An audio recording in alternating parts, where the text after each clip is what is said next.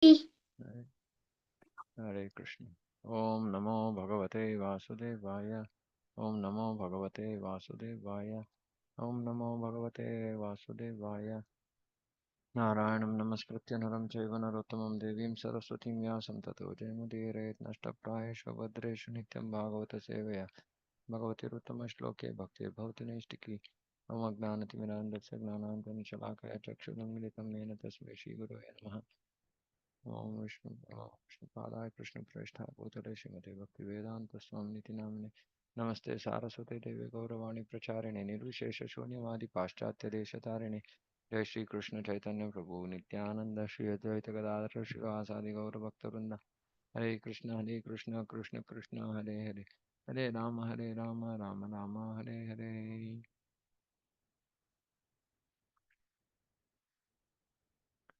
Srimad Bhagavatam Canto 4 Chapter 22 Verse 47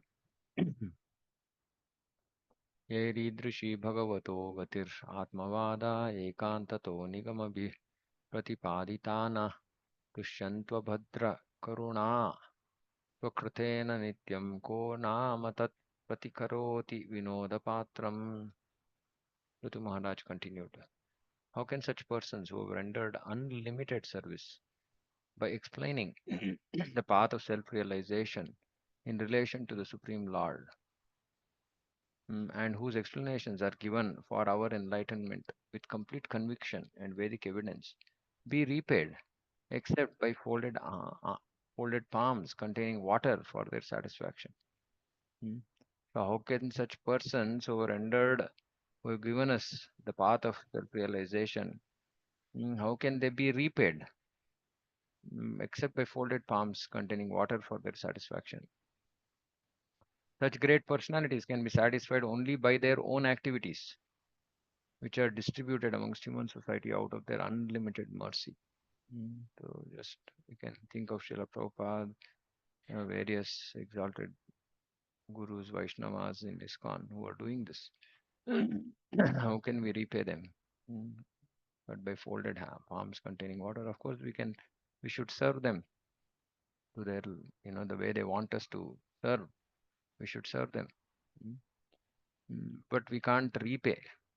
We can try to please them, that's all. Such great personalities can be satisfied only by their own activities. And they have unlimited mercy. And they render unlimited service. No end to that service. Great personalities of the material world are very eager to render welfare service to human society. But actually, no one can render better service than one who distributes the knowledge of spiritual realization in relation with the Supreme Person of Godhead. The Prabhupada is not just here Atma Vada, spiritual consideration. He's specifically saying not just giving path of self-realization, because self-realization means many people without understanding their relationship with Supreme Lord, they engage in self-realization. No, that is not of much use. So this real service is to render, is to distribute the knowledge of spiritual realization, Atma Sakshatkar, in relation with the Supreme Lord. Meaning we have to understand that we are part and parcel of Krishna. That is the important part. So who does this? They render unlimited service. All living entities are within the clutches of the illusory energy. Forgetting their real identity, they hover in material existence. What is hover in material existence? What does hover mean?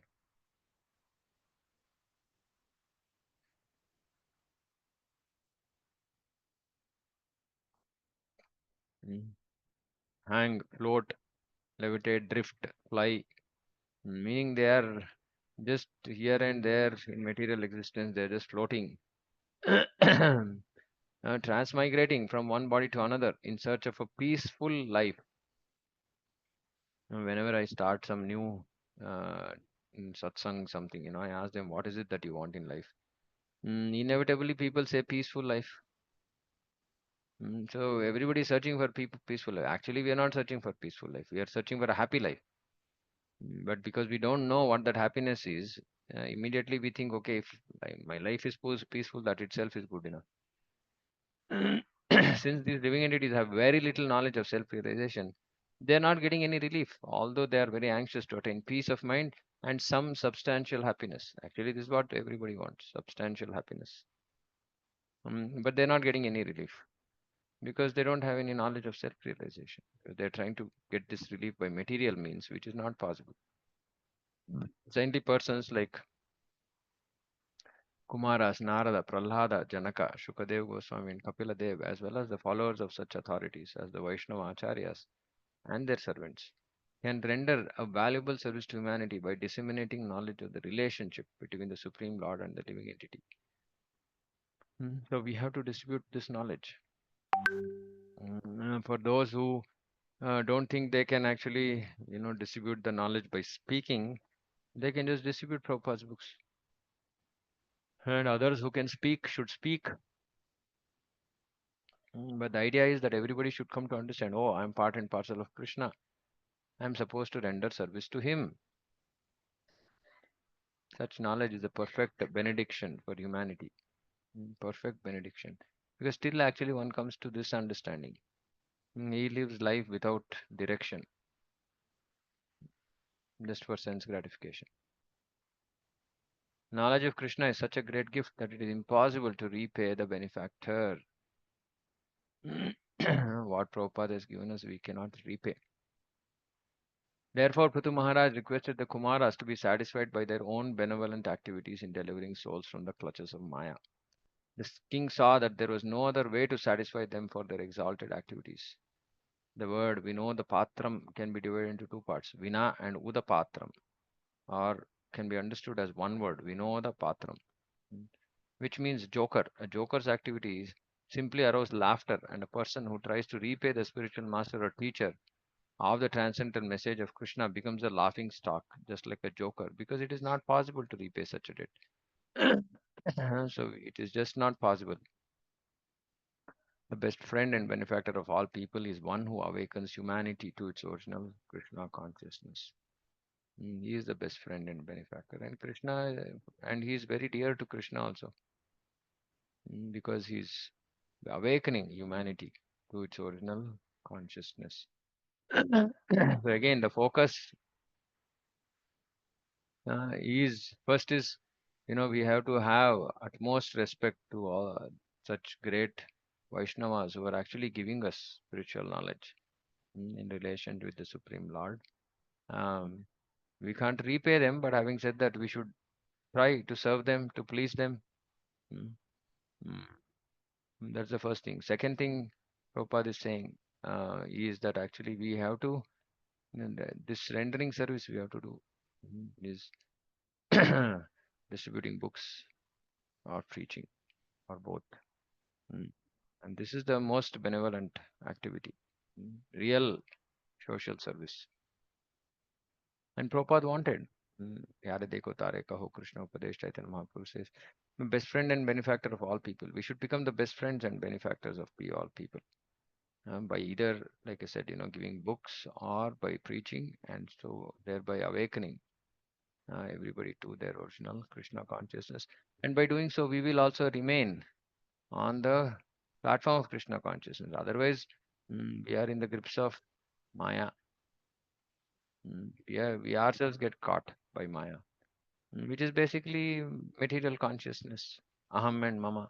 That's all.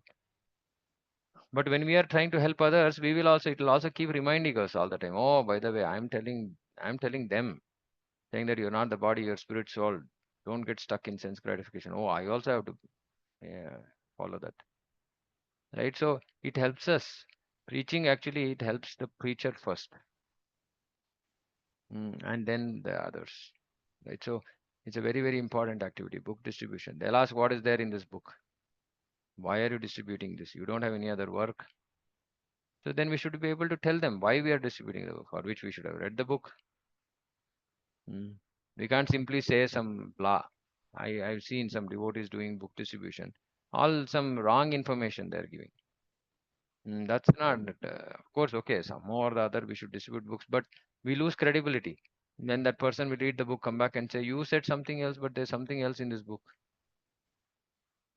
So we should also know what is there in the book, and we should nicely tell what is there. We don't have to concoct something, make up something for which we also have to read. That is why Prabhupada used to say for those devotees who used to go for distribution, first you read my books. The books are first meant to be read by all of you, and then you can distribute. That doesn't mean that we will wait. Oh, okay, I've not finished reading my books at all, so I will just keep reading, reading, reading. No. As I know, we keep reading. We also keep distributing parallelly. We read book, and we can say, okay, this is some part of this book talks about this. There are other important things as well. Whatever we know, we can say. But the important thing is we don't remain selfish and just bother about our own Krishna consciousness. But in the name of Krishna consciousness, actually, we want our own, comfort of our house, everything good happening to our family. This is what people want. But again, this is not pure devotion. This is not anyabhilashita shunyam. And this is doing bhakti with some intention, with some motive. Our progress will be very slow if we do like that.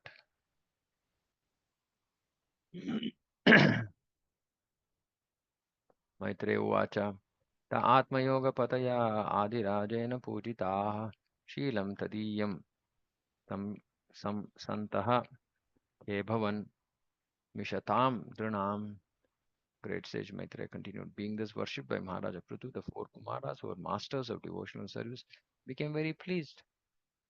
Indeed, they appeared in the sky and praised the character of the king, and everyone observed them. It is said that the demigods never touch the surface of the earth. They walk and travel in space only. Like the great sage Narada, the Kumaras do not require any machine to travel in space. There are also residents of Siddhaloka who can travel in space without machines. Since they can go from one planet to another, they are called Siddhas. That is to say, they have acquired all mystic and yogic powers. Such great saintly persons who have attained complete perfection in mystic yoga are not visible in this age on earth because humanity is not worthy of their presence. Humanity is not worthy of their presence, so they are not seen, they are not visible. The Kumaras, however, praise the characteristics of Maharaja Prithu and his great devotional attitude and humility. The Kumaras were greatly satisfied by King Prithu's method of worship. It was by the grace of Maharaja Prithu that the common citizens in his domain could see the Kumaras flying in outer space. This is the qualification of a king. Uh, is such a qualified person that common citizens can also see great saints, demigods, etc. By the way, Kumaras are not being praised just because they were some siddhas. They are being talked about in Bhagavatam because they are devotees. They were initially siddhas, but then when they came in touch with Lord Vishnu directly, they became devotees just by the smell of the fragrance of tulasi offered to the lotus feet of the Lord. So we don't glorify, eulogize just some uh, siddha purushas. Mm. But of course, in India, even such people are glorified as God. Mm.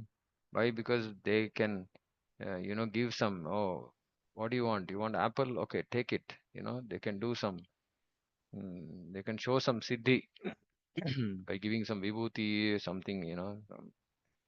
And people think, oh, he's God. He's God. He's not God. He's just a siddha.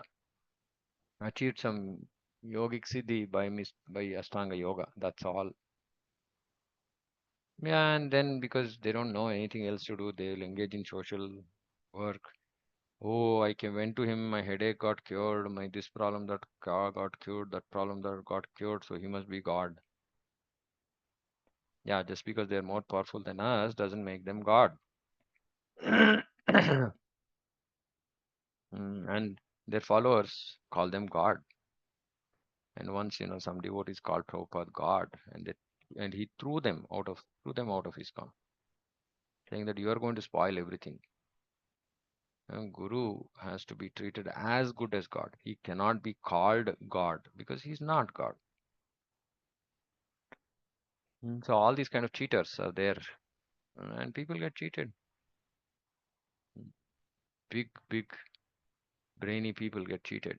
They don't really have discerning that brain to differentiate right and wrong. Mm. Simply material. They have brain that they use for material things, but they can't really, not like real Brahminical intelligence. It's just dumb Shudra intelligence.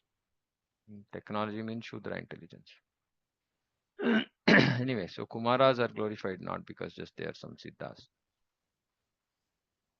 Vainyastu dhuryo mahatam samstityadhyatma shikshaya apta kamam ivatmanam mena atmanyavastitaha. Amongst great personalities, Maharaja Prthu was the chief by virtue of his fixed position in relation to spiritual enlightenment. He remained satisfied as one who has achieved all success in spiritual understanding. Remaining fixed in devotional service gives one the utmost in self satisfaction. Actually, self satisfaction can be achieved only by pure devotees who have no desire other than to serve the Supreme Person of Godhead. I was just thinking mm, about Bhishma Dev. That picture is graphically stuck in my head. He was lying on a bed of arrows, and those verses talk about how throughout his life he spoke about so many topics, he fought in so many wars, and then at the last stage of his life, he just becomes silent. He had so much self control that he just became silent, meaning he stopped all those thoughts and gave up. No other desire, nothing. Today, when we are chanting, there's so many things coming to our head. And if you just think about it, it's all about our own, more or less, our own work, our this, our that, something all connected to us only.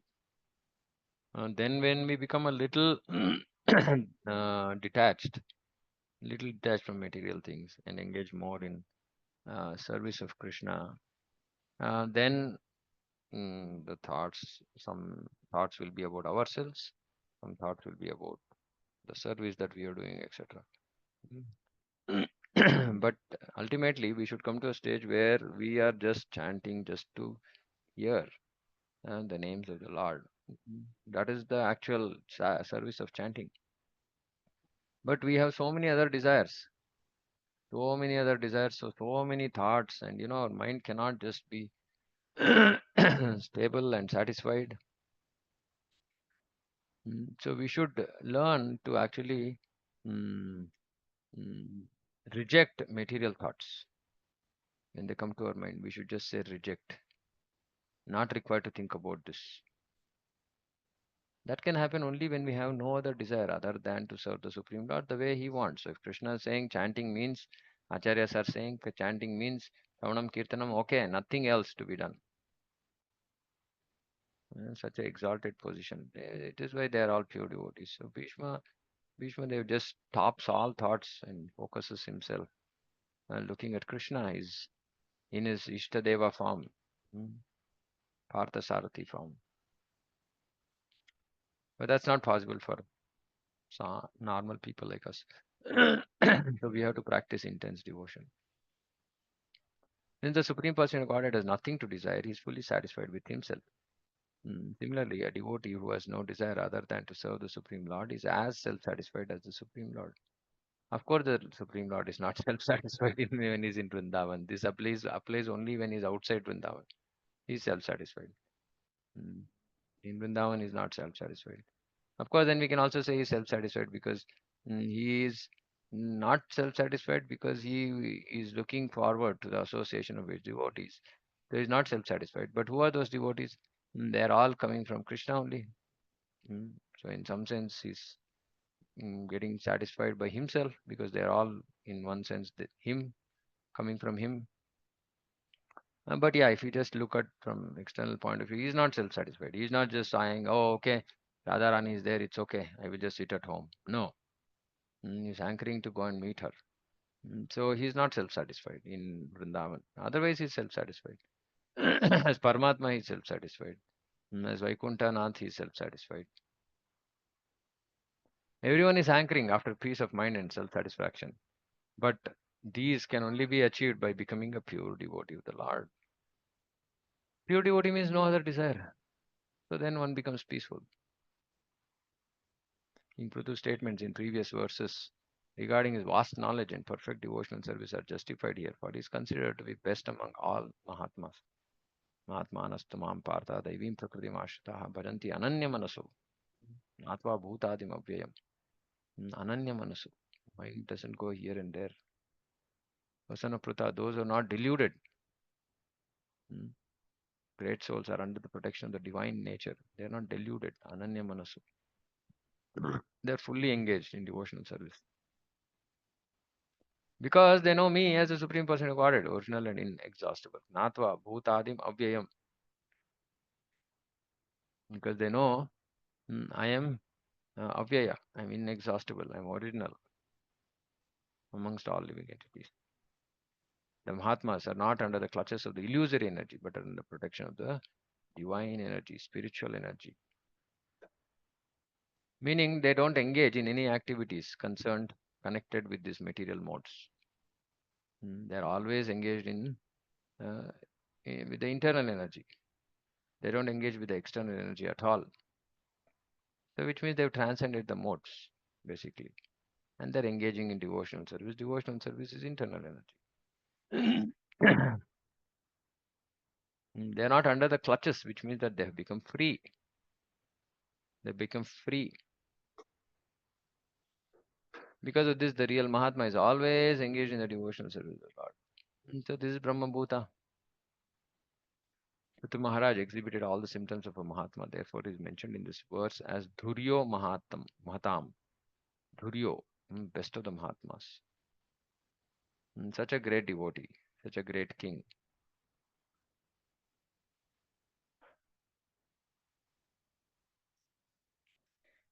Karmani cha yatha kalam, yatha desham, yatha balam, yathochitam, yatha vittam, akarot brahma satkritam.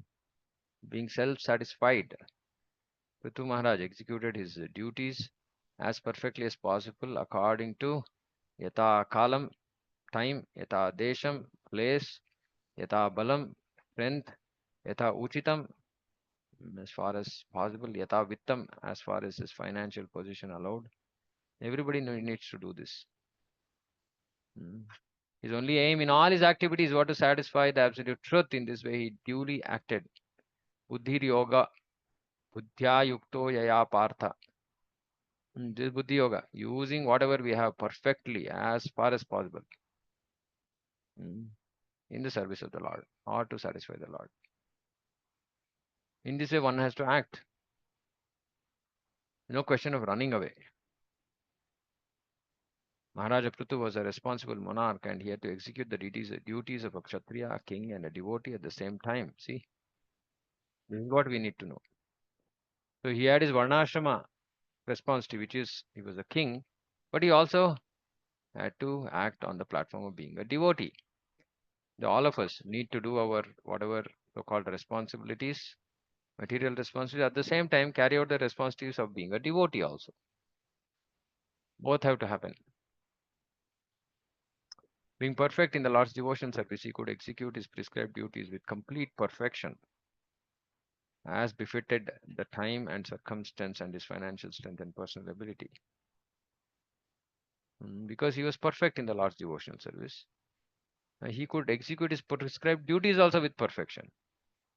So please note, the cause is being perfect in Lord's devotional service, not because he was perfect in. You can't say, oh, he was perfect in prescribed duties, so he became perfect in devotional service. No, it's the other way around. If we are perfect in devotional service, then we'll execute our prescribed duties also perfectly. So, which is why our focus has to become perfect, in devotional service. Focus has to be devotional service. This our prescribed duty is a side business. It will anyway happen. It will also become perfect when the bhakti becomes perfect. In this regard, the word karmani in this verse is significant. Prthu Maharaj's activities were not ordinary, but they were in relationship with the Supreme Lord. Srila Rupa Goswami has advised that things which are favorable to devotional service should not be rejected. Nor should activity favorable for devotional service be considered ordinary work or fruitive activity. For example, an ordinary worker conducts business in order to earn money for his sense gratification. A devotee may perform the same work in exactly the same way but his aim is to satisfy the Supreme Lord. Consequently, his activities are not ordinary. Same thing, going and buying some fruits from the market. Mm, Normal person, ordinary worker, works for his own, brings it for his own sense gratification. Devotee brings it for the satisfaction of the Lord. This is Buddhi Yoga. Buddhya yukto yaya partha karma bandham prahasyasi. So all his material karma phala is all going to be destroyed by Buddhi Yoga. Prthu Maharaj's activities were therefore not ordinary, but were all spiritual and transcendental, for his aim was to satisfy the Lord.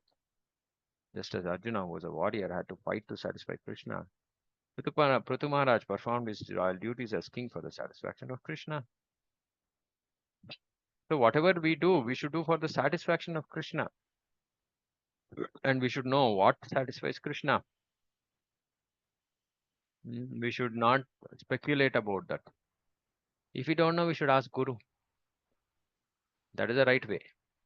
We don't know how to satisfy Krishna through our work. We should ask Guru. Guru will say, "Oh, okay, this is how you should do." Indeed, whatever he did as emperor of the whole world was perfectly befitting a pure devotee.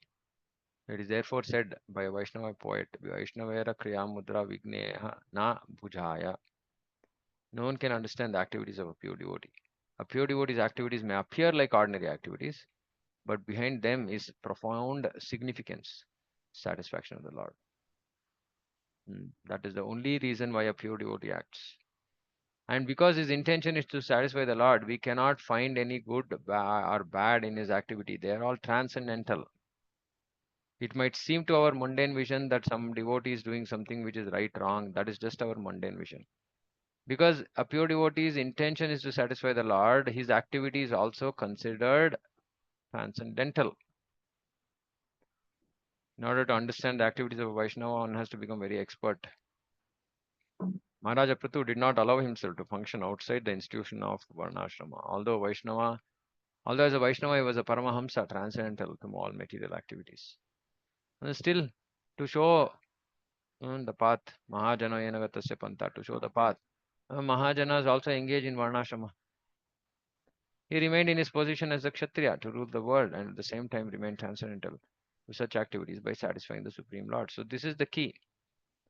He was such a great devotee and he could have just given up. Just, it's okay. Not going to do my Grihastha Dharma. No, but he did his Dharma as a Kshatriya.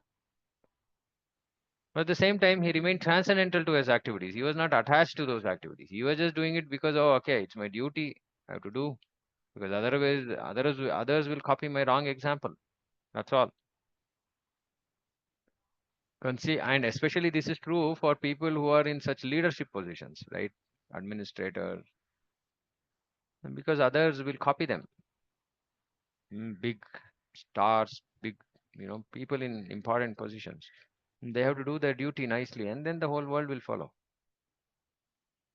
Concealing himself as a pure devotee, externally manifested himself as a very powerful and dutiful king.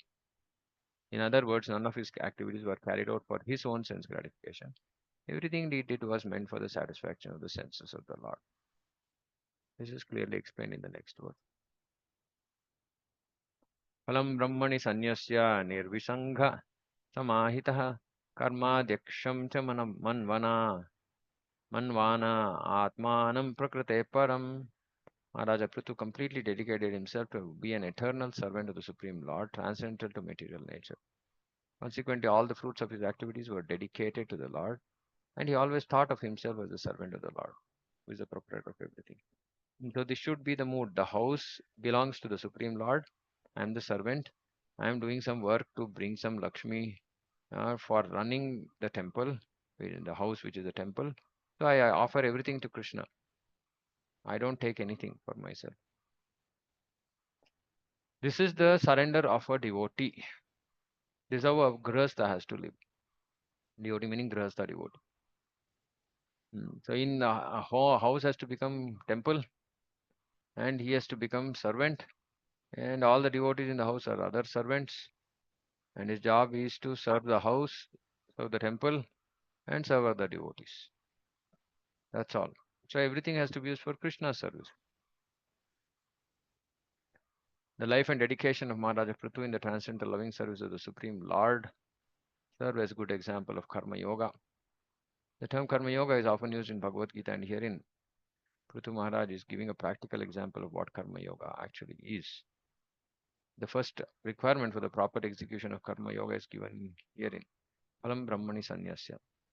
One must give the fruits of his activities to the Supreme Brahman, or Brahman Krishna. This is Karma Yoga. By doing so, one actually situates himself in the renounced art of life sannyas. As stated in Bhagavad Gita, giving of fruits of one's activities to the Supreme Lord is called sannyasa. Kamyanam karmanam nyasam sannyasam kavayo viduhu sarva karma palatyagam. Not sarva karma tyagam, sarva karma palatyagam, rahus tyagam vichakshanaha. To give up results of all activities is called tyaga, and that state is called sannyasa. Giving up results is called tyaga, and that state is called sannyasa. Although he was living as a householder, Prithu was actually in the renounced order of sannyasa. This will be clearer in the following verses. The word nirvisangaha, uncontaminated, is very significant because Maharaj Prithu was not attached to the results of his activity. So this is the key. We should not remain attached to the results. We should just do our work as a matter of duty and follow Varnashrama system. So at the right time, we give up our activities and then engage completely in the service of Krishna. So we have to transition in Grihastha. We might be in this Mishra Bhakti, karma and bhakti. Vanaprastha should become pure. As karma, as Grihastha ends, towards the end also it should have become more and more pure. That means only for the satisfaction of the Lord. And but yeah, because we have some duties we are doing without being attached. And then we when go into Vanaprastha and karma is completely stopped. And we only engage in bhakti. That is the goal. That is the path for us. Anyone can practice karma yoga, but it is especially easy for the householder who can install the deity of the Lord in the home and worship him according to the methods of bhakti yoga. But we should understand this. Nowadays people have deities at home and then they don't take care properly. That's not good. So we have to, if there are deities at home, then Krishna at home or Chaitanya Mahaprabhu at home, they have to be the central focus of the house of everybody. That is the idea. Not that we lock Krishna home and then we go out for something. No, that's not. We can send Krishna out and we can remain locked up at home to take care of his temple. Anyway, mood has to be clear. This method includes 9 items, Ramanam, Kirtanam, etc. These methods of Karma Yoga and Bhakti Yoga are being broadcast all over the world by ISKCON. Anyone can learn these methods simply by following the examples of the members of the society. In one's home or in a temple, the deity is considered the proprietor. See, like I was saying, he is the proprietor, and everyone is considered to be the deity's eternal servant. Lord is transcendental, for he is not part of this material creation. The words Prakrite Param, as used in this verse, are used in this verse because everything within this material world is created by the external material energy, but the Lord himself is not a creation of this material energy. Lord is supreme superintendent of all material creations. Maya Dakshena Prakriti Suyate Sacharacharam Hetunanena Kaunteya Jagat Viparivartate. His material nature is working under my direction, O son of Kunti, producing all moving and non-moving entities, beings, and by its rule, this manifestation is created and annihilated again and again. All material changes and material progress taking place by the wonderful interaction of matter are under the superintendence of the Supreme Lord Krishna. Events in this material world are not taking place blindly. If one always remains a servant of Krishna and engages everything in his service, one is accepted as Jivan Mukta, liberated soul, even during his lifetime within the material world. So we have to come to this stage of being Jivan Mukta, meaning we engage everything in his service. We remain a servant and engage everything in his service. Generally, liberation takes place after one gives up his body, but one who lives according to the example of Prthu is liberated, even in this lifetime. Muktir hitva anyatha rupam swarupena vyavastiti. So if you are fixed in our constitutional position, that is mukti, Jivan Mukta. In Krishna consciousness, the results of one's activities depend on the will of the Supreme Person. Indeed, in all cases, the result is not dependent on one's own personal dexterity, but is completely dependent on the will of the Supreme. This is the real significance of Phalam Brahmani Sanyasya. A soul dedicated to the service of the Lord should never think of himself as the personal proprietor or the superintendent. A dedicated devotee should prosecute his work according to the rules and regulations described in devotional service. Results of his activities are completely dependent on the supreme will of the Lord. It is true for everybody else, but for everybody else, it is through the framework of the karma phala that everything depends on the supreme will, because the framework of karma phala is given by the Lord. But devotees' activities are directly based on the supreme will of the person, not based on karma phala. Because the Lord gets things done through his devotee. So whatever he wants, he will get it done. So it is the supreme will of the Lord, whatever is happening in the devotee's life. A devotee meaning who is completely surrendered. Jivan Mukta. Such a devotee who is just given up, given everything in the service of the Lord. In that devotee's life, whatever is happening is completely dependent on the supreme will of the Lord. What about others who are like 50%, 20%, 30% engaging? To that extent, their life is dependent on the supreme will of the Lord. The rest of it will be dependent on their own karma phala. Yethamam prapadyanti tam sateva bhajamaham. So our focus goal has to be to come to this. Jivan Mukta and offer everything. Every moment. mm, Everything that we have. Money, capability, time, resources, family, everything we should offer in the service of the Lord. That is Jivan Mukta. Mm, Yeah. We should all read sometime this series, Sharanagati by Bhaktivinoda Thakur. Actually, it's beautiful songs which actually reflect or show us the mood of a real grasta, how we should live in Sharanagati, surrender, full surrender. Sometime we will do. There's a book called Sharanagati. Mm, Very nice songs. Stage by stage, all the six sanghas of Sharanagati. Anukuli Sankalpa, Pratikuli Savarjanam, Rakshishati iti Vishwasa, Gopritve Varnam Tata Atmanikshepa Karpanyam. So all these six items he has explained through songs. In simple, easy to way, easy to understand songs. Sometime we can do, or if you have time, you can get the book and you can read as well. Okay, I'll stop here. Any questions, comments?